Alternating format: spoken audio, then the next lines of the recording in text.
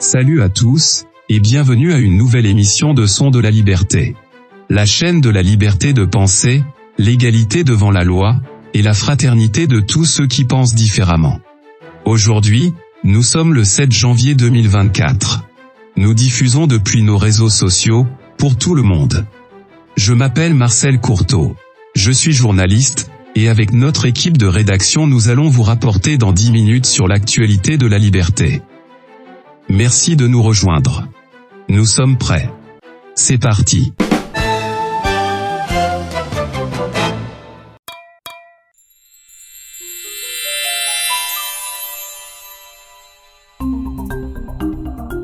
Le 30 décembre, en soirée, lors d'une allocution présidentielle diffusée à l'échelle nationale, le président Milei a exprimé, depuis la maison du gouvernement, son premier message de fin d'année aux Argentins.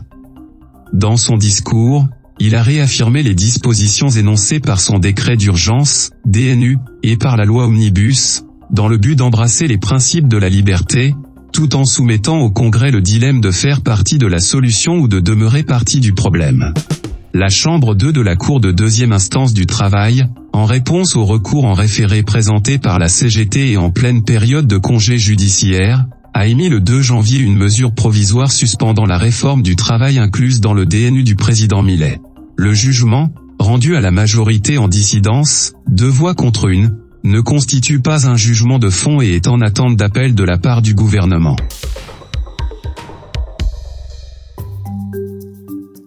A poco de comenzar los festejos de Año Nuevo, quiero dirigirme a todos los argentinos para extenderles mis saludos y compartirles un breve mensaje.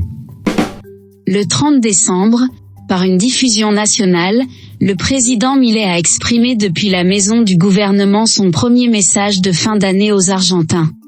Dans son discours, il a réaffirmé les dispositions énoncées par son décret d'urgence, DNU, et par la loi Omnibus afin d'embrasser les principes de la liberté, soumettant au Congrès le dilemme de faire partie de la solution ou de rester partie du problème. Le décret d'urgence, DNU, est en vigueur depuis le 29 décembre, conformément au Code civil et commercial, 8 jours après son inscription au bulletin officiel. Il reste à être validé par le pouvoir législatif en ce qui concerne sa constitutionnalité. L'autre scénario se joue au sein du pouvoir judiciaire, qui doit statuer sur tous les recours en protection de ceux qui se sentent affectés par le DNU.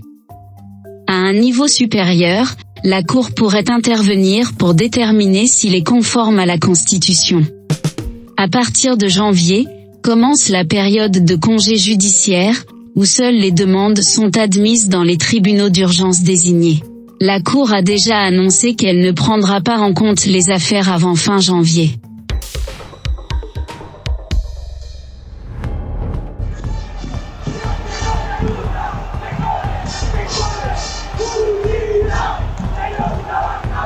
À la suite de la marche de protestation de la CGT du 27 décembre sur la place Laval, en face du palais de justice de Buenos Aires, la centrale syndicale a déposé un recours en protection contre le DNU du président Milei devant le tribunal du travail. Ce recours a été rejeté en première instance par le juge Ramonet, car le DNU n'était pas en vigueur, mais il s'est déclaré compétent pour traiter de l'affaire. Le gouvernement, par l'intermédiaire de son procureur Rodolfo Barra, a présenté une demande d'inhibition du juge Ramonet devant le tribunal administratif fédéral, compétent pour les litiges entre l'État et les particuliers, et qui a été attribué au tribunal du juge Furnari. Le juge Ramonet s'est opposé à l'inhibition, créant ainsi un conflit de compétences. La CGT fait appel à la deuxième instance du travail, qui informe le procureur de ce tribunal, Juan Manuel Dominguez, lequel a conclu que la Cour du tribunal administratif fédéral doit traiter de cette question. La cause est portée devant la Chambre 2 du tribunal du travail, où une mesure provisoire en dissidence est prise. La juge Dora González se rallie à l'avis du procureur, tandis que les juges José Alejandro Sudra et Andrea Garcia Vior accordent la suspension des aspects relatifs au travail du DNU.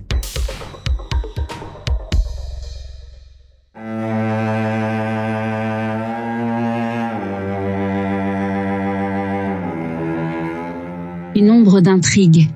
En mars 2021, la docteure en droit Vanza Lamani, au nom d'une collègue, a dénoncé le juge Sudra, alors titulaire du tribunal 56, pour violence de genre auprès du Conseil de la magistrature, organe législatif chargé de réviser et de valider la nomination des juges proposés par le pouvoir exécutif.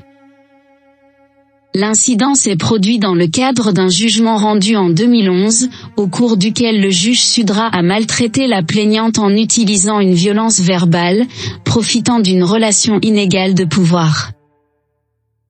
Bien que la docteure Lamani ait demandé la procédure de destitution du juge Sudra, en août 2021, lors des célèbres sessions de la pandémie, au cours desquelles nous avons tous été témoins, entre autres, d'un législateur embrassant les seins de sa partenaire, invoquant l'oubli d'éteindre la caméra, 33 nominations de juges ont été approuvées, propulsant Sudra et Vior vers la chambre 2 de la Cour du travail.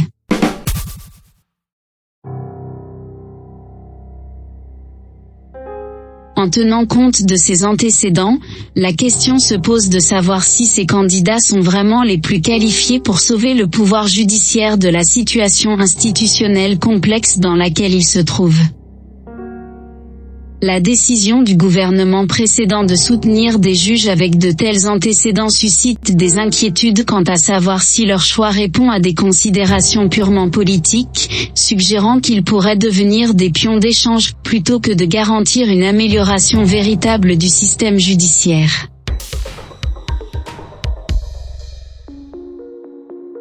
Le 5 janvier, le DNU a été envoyé au Congrès national pour être traité par la commission bicamérale. Plus de 40 recours en protection ont été déposés devant la justice administrative fédérale, constituant une demande collective, dans laquelle le juge Furnari espérait résoudre une fois que toutes les demandes seraient concentrées dans la cause. Un revirement a eu lieu le dernier vendredi lorsque l'affaire a été confiée au juge du tribunal d'urgence, Enrique Lavie-Picault, qui a démêlé l'action collective, permettant désormais l'émergence de mesures provisoires de tous côtés. Le gouvernement fera appel de la décision de Lavie-Picault devant la deuxième instance du tribunal administratif fédéral.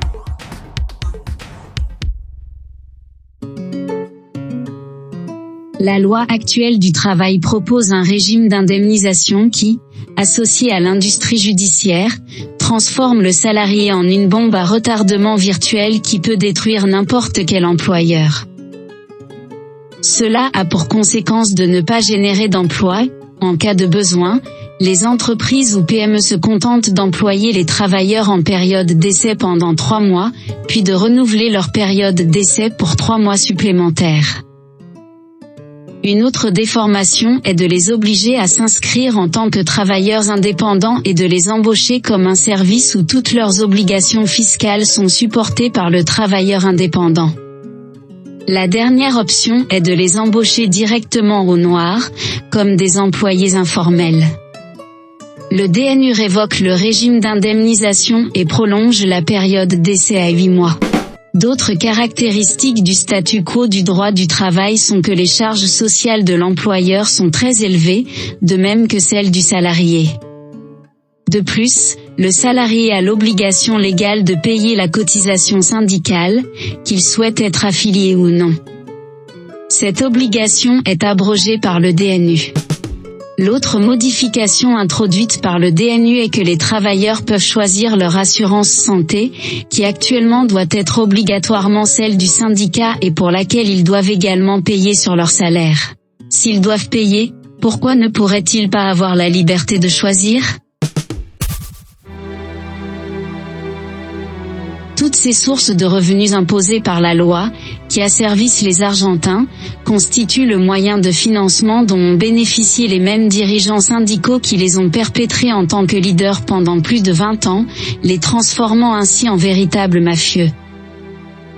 Ces syndicalistes, qui pendant 4 ans n'ont rien fait face à la perte de 900% du pouvoir d'achat des salaires des travailleurs, brandissent maintenant les drapeaux des travailleurs lors de manifestations et déposent des recours en protection dans tous les tribunaux, à moins de 30 jours du nouveau gouvernement. Les cartes sont jetées. Il reste à voir dans quelle mesure les Argentins ont appris.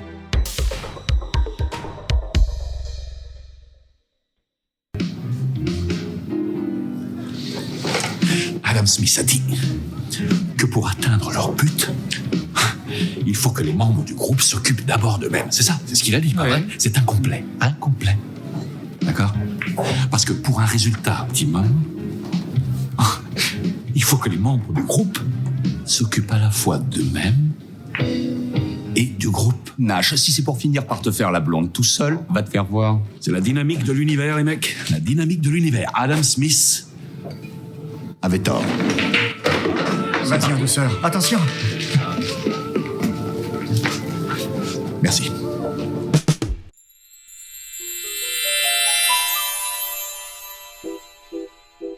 Tout ce tumulte judiciaire a conféré une validité au DNU au moins jusqu'à la fin de janvier, à l'exception des domaines suspendus par les mesures provisoires. Le président Milei, qui a avoué ne pas savoir faire de politique, joue le tout pour le tout selon ce qu'il appelle la théorie des jeux purs. La théorie des jeux est une branche des mathématiques et de l'économie qui étudie, dans une décision, quel est le choix optimal d'un individu lorsque les coûts et les avantages de chaque option ne sont pas prédéterminés, mais dépendent des choix des autres individus. John Forbes Nash, mathématicien et lauréat du prix Nobel d'économie en 1994, que nous connaissons grâce au film Un homme d'exception, avec Russell Crowe et Jennifer Connelly, est l'auteur de l'appelé l'équilibre de Nash. Cela se réfère, par exemple, dans le domaine économique à une situation où plusieurs entreprises concurrentes sur le marché pour un même bien, peuvent choisir combien produire en fonction des stratégies des autres, maximisant ainsi leurs profits.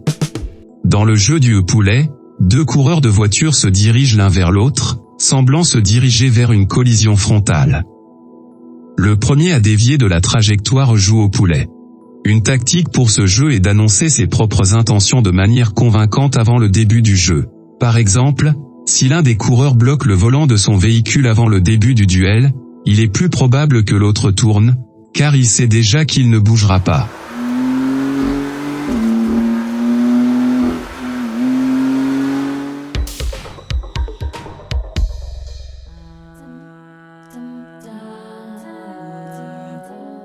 Tout semble indiquer que le président ne déviera pas de sa trajectoire. Il est venu pour cela et il ne semble pas se soucier du coût politique qu'il devra payer. Il a exprimé sa conviction que ceux qui s'opposent au DNU et aux autres réformes ne peuvent pas expliquer ouvertement ce qu'ils défendent, affirmant que ce n'est pas vraiment la séparation des pouvoirs, mais leurs affaires et privilèges habituels. Le fait est qu'une fois les décisions prises, les réactions du système se manifestent, remettant en question toutes ces mesures pour négocier ses intérêts, comme l'a averti le chef de l'État, si je les laisse changer quelque chose, ils voudront ensuite négocier tout, paralyser les réformes, jusqu'à ce qu'ils réussissent à obtenir leur pot de vin. Pendant ce temps, sa conviction persiste à polariser entre honnêtes et malhonnêtes, afin que tous les législateurs, hommes d'affaires, syndicalistes, procureurs et juges qui se considèrent comme décents n'aient d'autre choix que de le soutenir, non pas parce qu'ils aiment le nouveau président, mais pour ne pas se retrouver du côté des malhonnêtes. Diriger un État nécessite des mesures audacieuses, et en temps d'urgence, la priorité est de veiller au bien-être général, même si cela peut ne pas plaire à tous. Ce moment tendu se ressent dans l'air alors que les deux coureurs avancent imperturbables, sans signe de céder. La route se rétrécit, et l'incertitude grandit à chaque seconde qui passe. La mesure ultime d'un homme n'est pas où il se trouve dans les moments de confort et de commodité, mais où il se trouve en période de défi et de controverse. Martin Luther King Jr. Pendant ce temps, nous contemplons avec impatience le dénouement, espérant découvrir comment se conclut ce périple plein de rebondissements et de surprises.